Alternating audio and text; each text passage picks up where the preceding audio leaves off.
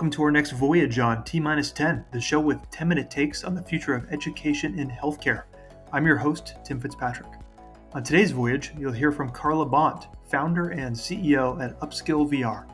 UpSkill uses virtual reality to help students, EMTs, and communities prepare for emergency situations.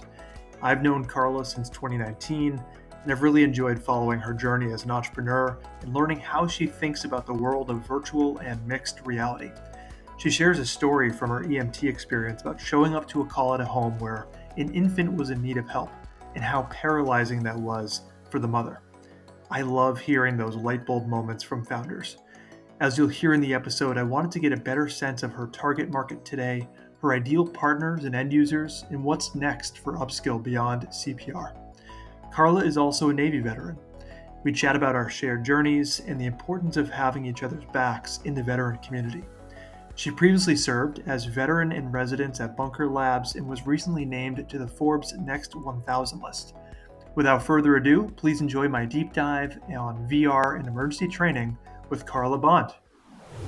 Carla, thank you so much for joining us on T-10. It's great to have you. Oh, nice. Glad to be here.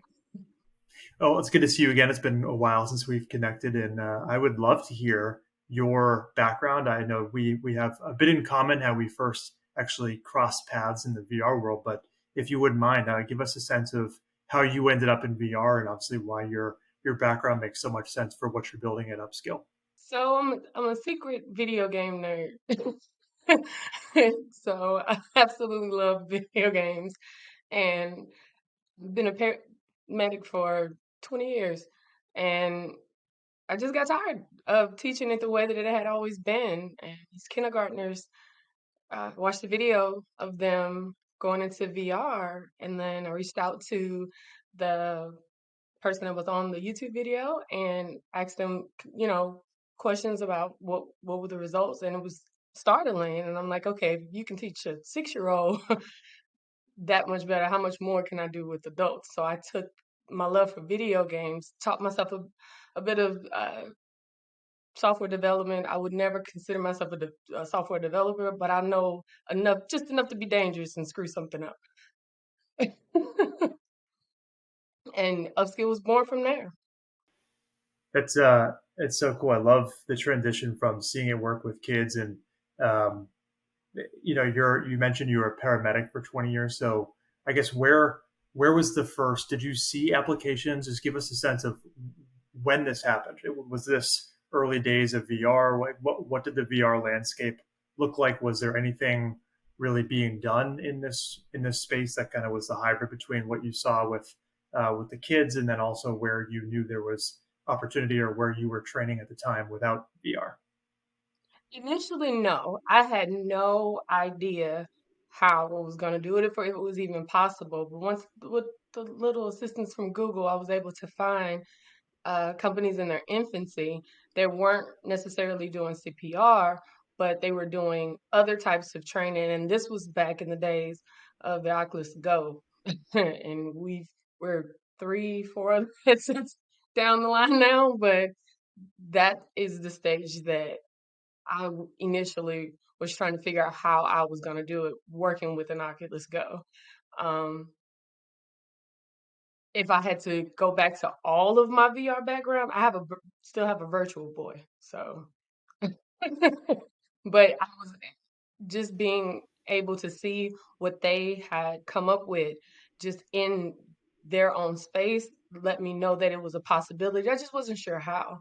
So I just paused initially, got out there more of an instructor trainer, and figured out what pieces that I knew that I needed to pull out, because I realized that the disconnect was not in the information, it was the emotional response to it.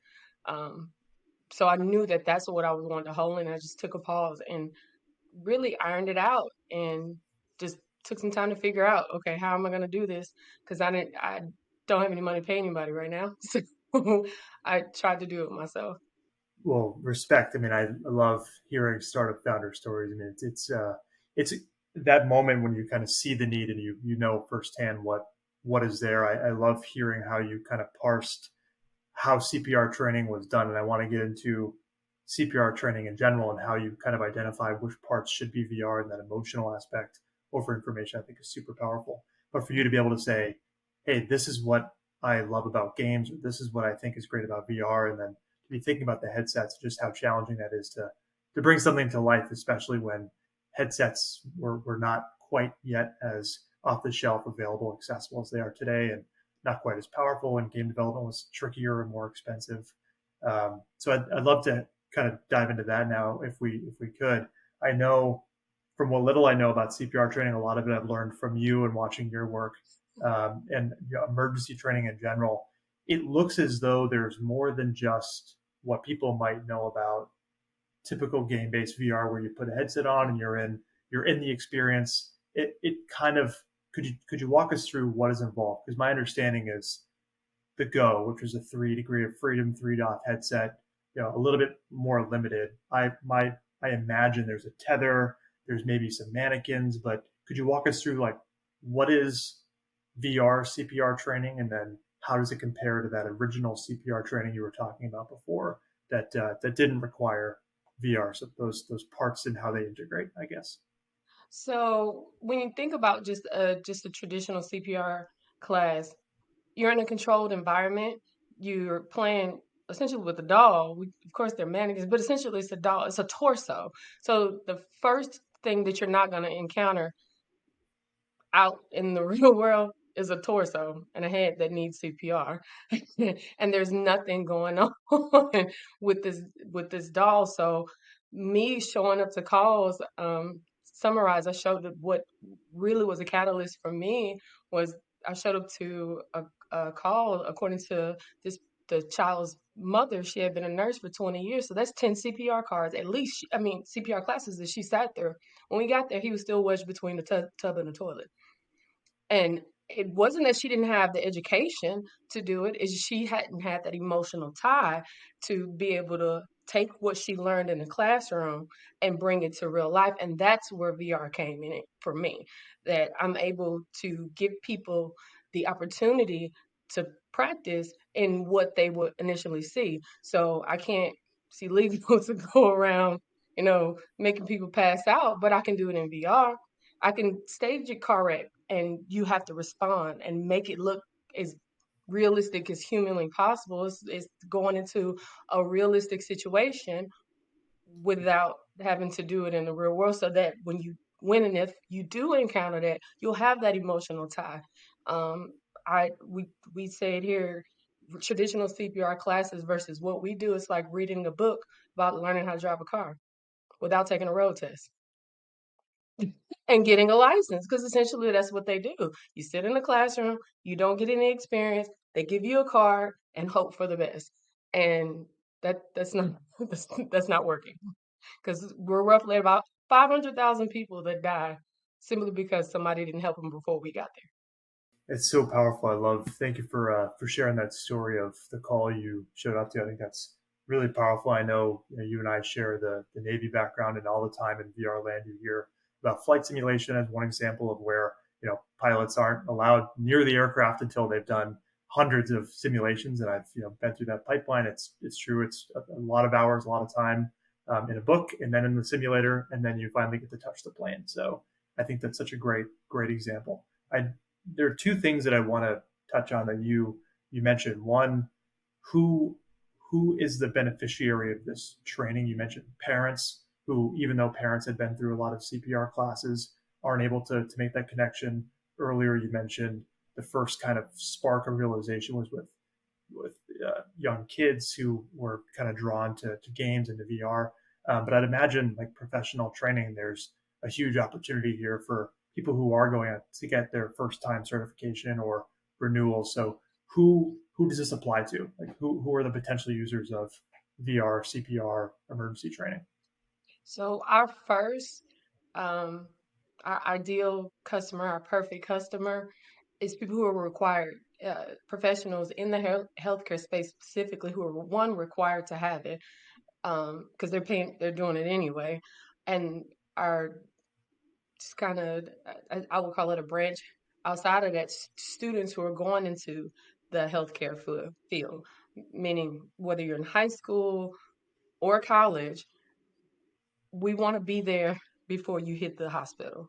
We want to be there before you hit the clinic. So by the time that you get your first job, you've had endless amounts of practice on the most realistic situations possible. So we don't have doctors passing out at the first sight of arterial blood. We don't have that anymore. We don't have new EMTs that have those difficult calls. We can put them in there ahead of time and let them experience it.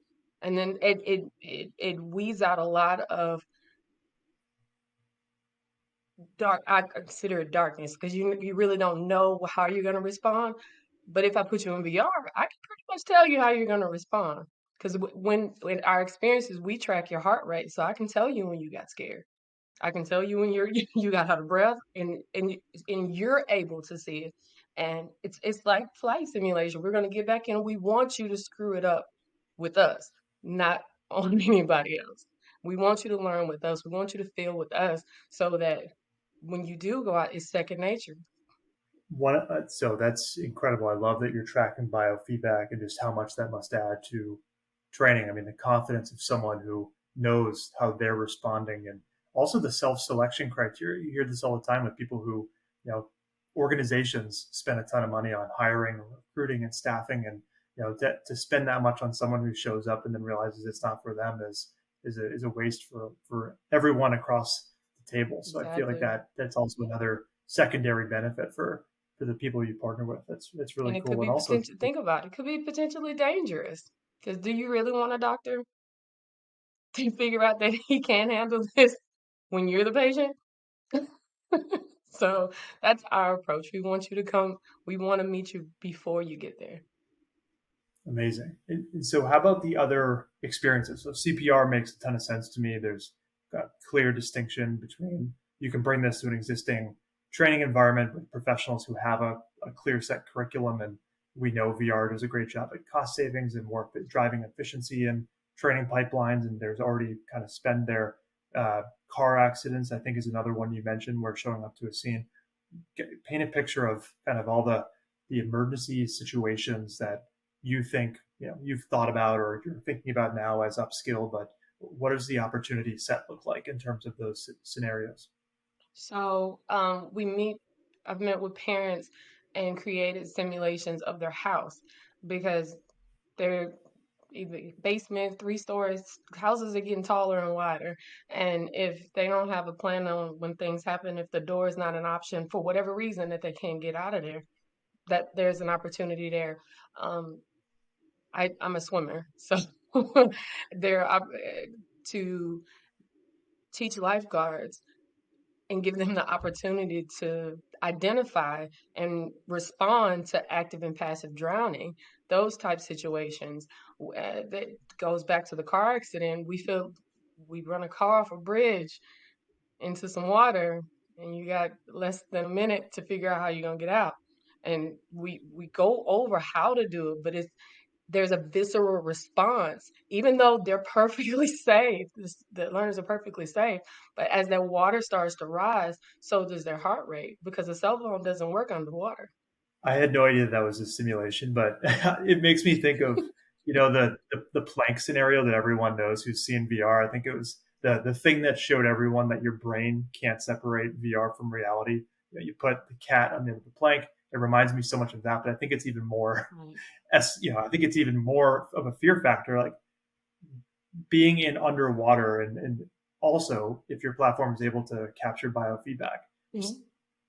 it's just fascinating to me that you can simulate some of these things and get people to a point where they feel confident, or a lot more confident to the point where they More can actually confident. react within that time frame that they have to react to survive.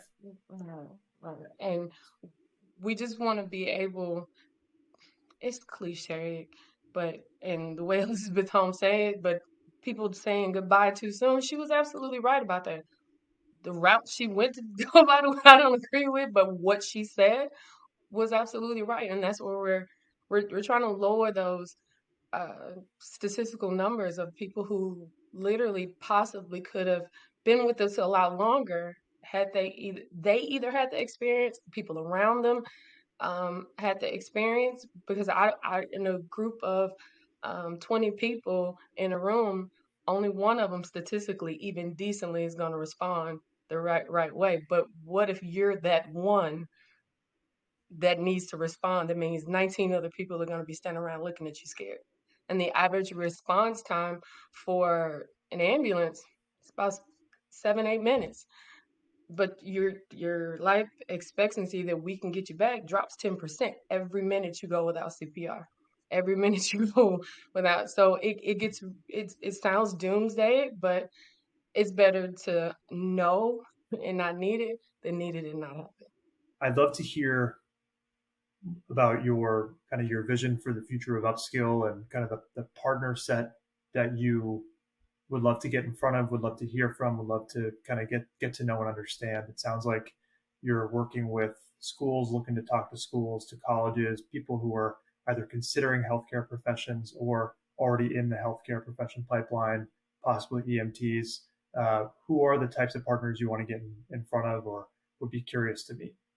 My big, hairy, audacious goal is to be the back end software solution for the actual certification providers. So those are your American Heart Association, your American Safety and Health Institute, American Red Cross, and we're we work with we I would want to work with them to be able to, because they have the audience already, just in the CPR aspect of it. They already have the audience, and they're already giving it to them. We're just gonna give them that. I would love to just give them an extra tool that will be able to help the people that they're already helping. That sounds great. I'm curious, in your imagination with the number of people that they already serve. What are your thoughts on headsets, on kind of the hardware side of the equation? Like, what do you see as the best form of VR or any kind of solution, mechanism, delivery method where you would see upskill interfacing with those students? Is it a VR headset? Is it mobile? Like, what is your ideal scenario there? I would say both, but I it's hard to simulate on a phone. But everybody has a phone in their pocket. Not everybody has a VR headset, but I feel like the direction that gaming is going in, especially the realism of how the gaming industry is just getting better and better. We're gone are the days of Atari in comparison to PS5. So I feel like VR is that next step, because there are more trainings that, I mean, there are more games that are being developed and they're getting better and better, which is going to open up way more opportunities and a lot more uh, opportunities to use VR for good outside of gaming. So keeping my ear to the ground to watching them, I feel like that, yes, we're in a particular. It's not as I wouldn't necessarily consider it mainstream, but we're better than what we were when the Oculus Go came out. So I just feel like it's going to continue to grow, because especially now when we're at home a lot more than what we used to be. And it's become a commonplace for people to be home. So we would bring the experience to you, because technology is going to just keep growing.